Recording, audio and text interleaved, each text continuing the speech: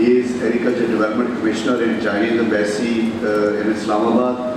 In last 18 months, he has made himself known in all major circles of government, academia and the industry.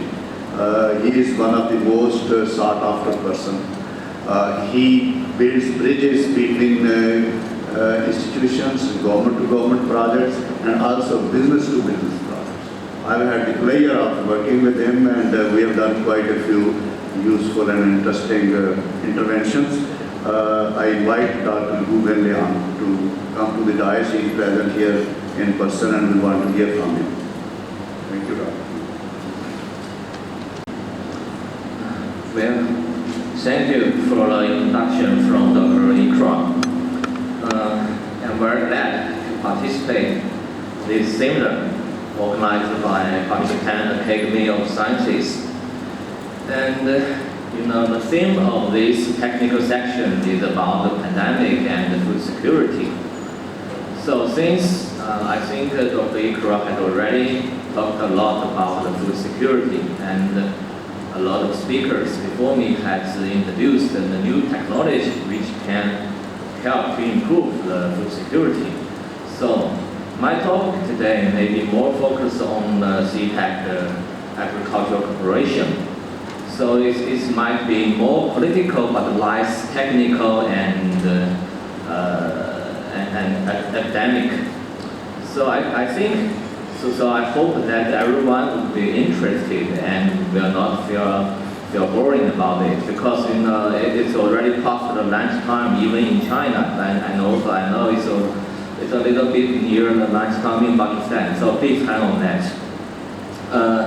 Well, I have before I start, I have talked with some people from the media, from academia, from the industry, and people always ask me that what is real happening in the agricultural cooperation and the CPEC, since we haven't seen any tangible outcomes during this cooperation. So today I would like to more explain the situation about what is happening between our cooperation and what the progress we have made, and what the suggestion we have to further enhance the cooperation. Well, I have been in Pakistan for more than 1.5 years, and I have visited a lot of places like Dhaka, Karachi in Sindh province, and even Quetta in Balochistan, and Sekalabad, Lahore, Safiwar in Punjab. So I know the situations here. In fact, I think the agricultural cooperation and the CPEC has three main purposes. First is to help Pakistan to improve the agricultural research sustainability. Second, we want to promote the Pakistan's export-oriented economic development. And third, we want to introduce more advanced agricultural production factors into Pakistan. And these are the three areas which I have done during the past 1.5 years. So first, for the agricultural research sustainability area, mostly we are working with the public sector, including the government department and the research institute, to enhance the research capacity building so that we could ensuring the national food security. I think people know that last year Pakistan has suffered the serious locust plague, which is the most serious in nearly 27 years. So the Chinese government had sent the expert team on locust, and also the Chinese government had provided 600 tons of pesticides and 70 high efficiency sprayers, and also with 12 drones to Pakistan. I think which we have seen that the Pakistani government has successfully control the low-cost disaster. And furthermore, based on the cooperation on the plant protection, our two governments have signed an MOU to enhance the plant protection area. So, the Chinese government will set up a plant protection sustainability control center in Pakistan. And this is what we have done in the G2G level. Do you know that in G2G level, we also have some mechanisms like a JWG working group on agriculture. We hold the meetings annually. And last year, we hold the JWG meeting on video, and we have talked a lot on the plant protection. And this year, right now, we are moving maybe to the animal disease control. And currently, our two governments are negotiating about the MOU to enhance the cooperation in animal disease control, which I think is also very important, can help Pakistan to improve the livestock sector and also to help to improve the export of the meat process.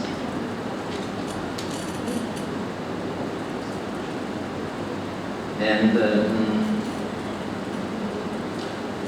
also, in the next year, we will establish like 4 agricultural joint research labs and 4 demonstration centers, and also provide a bunch of research equipment and machinery to Pakistan, which I think this project will be implemented next year.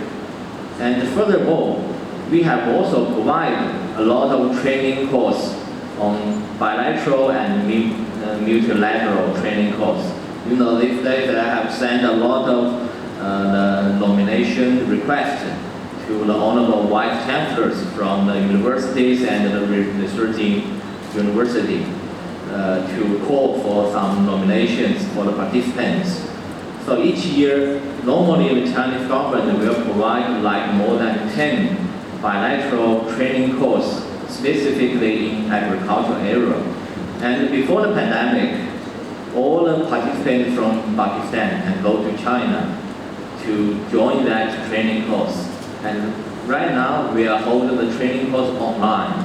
But I think after the pandemic, we are encouraging more Pakistani participants to go to China and to join that training seminars.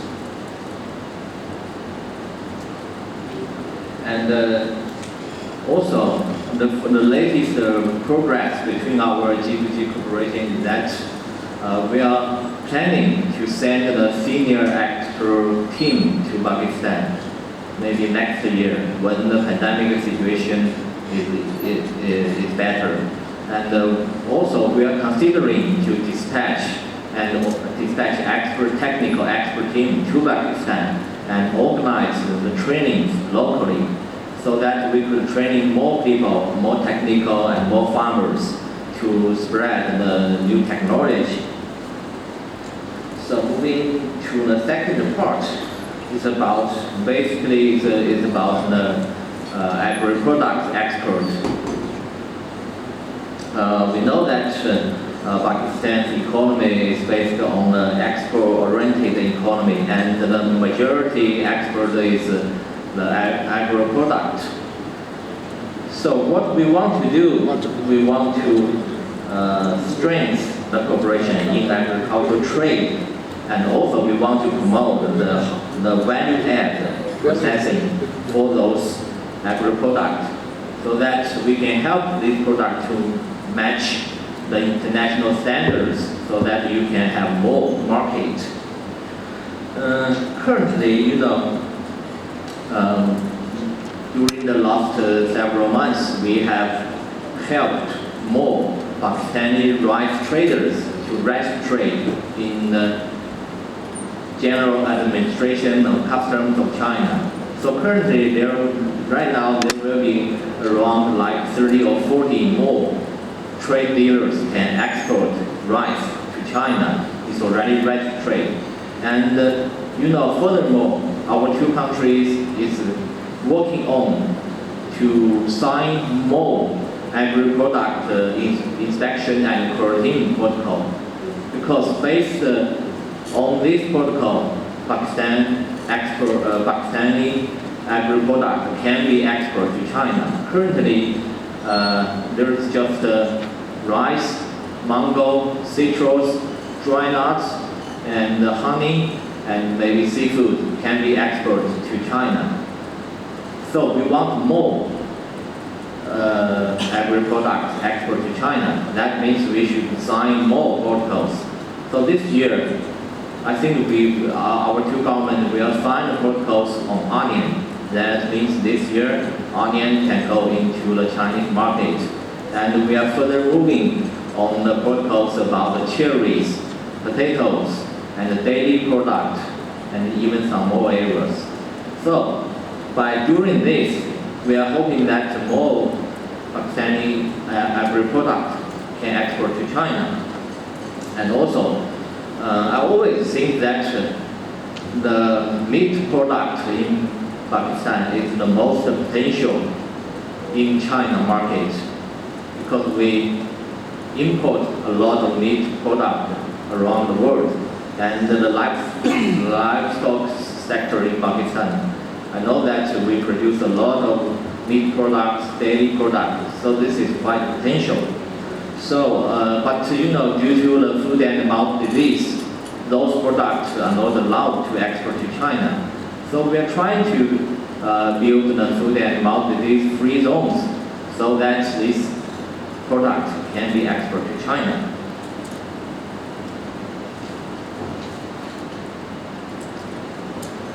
And also, we are encouraging more Chinese enterprise to invest in the area like cold storage and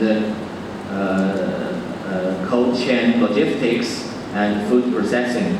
We know that there's a huge food waste in Pakistan. Each year we produce surplus vegetables, fruit, eggs, dairy products, which due to the lack of processing ability, so we waste a lot. And so we want to enhance such ability, which can also help to improve the economy of this country. And also, I would like to move into the third part. So the third part is about we are trying to bring the advanced element for agricultural production to Pakistan through the public sector and the private sector cooperation. Under this pandemic, the business delegation, the businessmen, and the trade dealers, it's very difficult to visit China, even to visit Pakistan. So how do we solve these problems? So this year, the MC coordinates the China Economic Net and the China Machinery Equipment Corporation to set up a platform. We call it the China-Pakistan Agricultural and Industrial Cooperation Information Platform.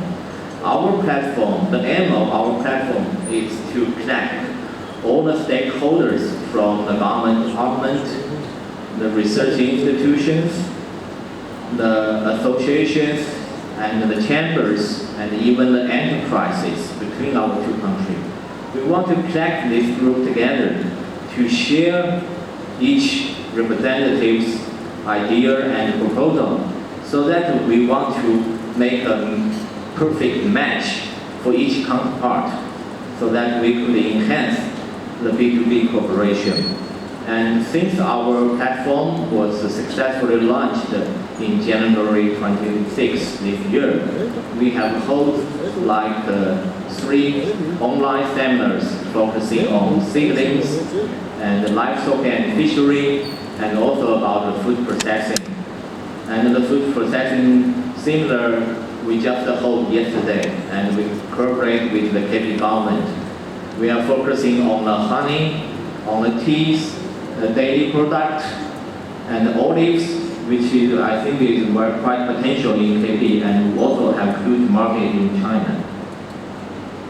And also besides that, we have also organized some like industrial matching video meetings.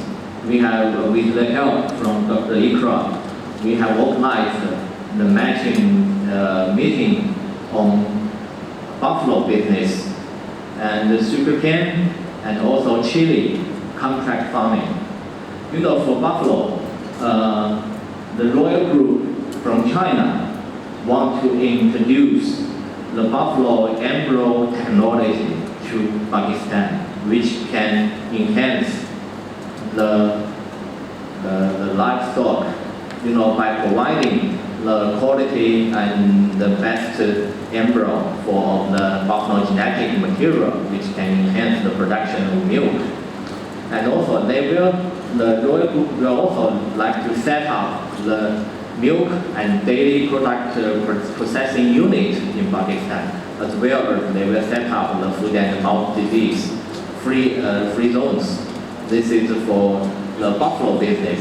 And for the sugarcane, we want to introduce the sugarcane healthy virus-free seedlings, which is common use in China. You know, in China, the sugarcane production, we using the sugarcane seedlings by using the tissue culture technology, which the seedlings virus-free and grows fast. And by together that we also combine with the sowing machines and the harvest machine for sugarcane. So which I think if we bring this new technology to Pakistan, we could hugely enhance the yield of sugarcane locally, which makes Pakistan have more sugar. Maybe can fulfill the domestic need and also can export to the foreign countries. And another area is for the chili. You know, the Chinese company has developed a model of chili contract farming. They provide the new varieties of, in Chinese new chili varieties to the local farmers. And the local farmers will not need to pay anything. You just need to grow that seed. And the Chinese company will provide the technical assistance to you. And the Chinese company will also pay for all the harvest from the farmers, so that the farmers will get more benefit from this project. You know, from the calculation from these companies, one local farmer, if you grow 1 acres of chilies for one harvest, you can get more than 100,000 rupees. I think that is a huge income compared to some other crops, which also can help to the poverty alleviation in Pakistan. So this is what we have done in this B2B cooperation. And furthermore, you know, right now I'm also cooperate with the CPEC authority. We want to set up more corporate farming in Pakistan using the latest technology in China, like the spark technology, the irrigation technology, the new machinery, and even the new varieties. So I think people will know that this arrangement is under implemented, and soon there will be some news after the JCC meeting. And this is the 3 parts for what I have done during this month I have stayed in Pakistan. And basically for my personal, I have some like suggestions which I think could further enhance our cooperation. The first one, I think the government department should introduce more policies to facilitate the introduction of advanced agricultural production factors. That, for example, we can allowing the earlier and pilot test of mature viruses, technology, and machineries in a certain area, so that the people, the farmers in Pakistan can see the outcomes of this new technology, and also which will attract more investors from China. The Second, what I'm thinking is that when talking about the export to China, I think both the trade leaders is considering is what we have in Pakistan and what we have in surplus that can be exported. But to be honest, you haven't seen from this direction. You need to think that what does Chinese market need so that you can enhance the export. And you know China is a West country. In different regions, there is a different demand, right? So if you export the mangoes to the southern part of China, where you don't have the competitive advantage, because you know China is the second largest mango production country in the world, and also the majority mango plantation is in the southern part. So once you want to enhance the mango export, you should focus on the western area of China, like Xinjiang or some other area provinces. And also, we need to think what is the market competitive advantage product in China. You know, I always feel that I can tell you that China produces the largest citrus in the world, and also we produce also a lot of vegetables and fruit. So we need to think what the customer need to China so that you can better export.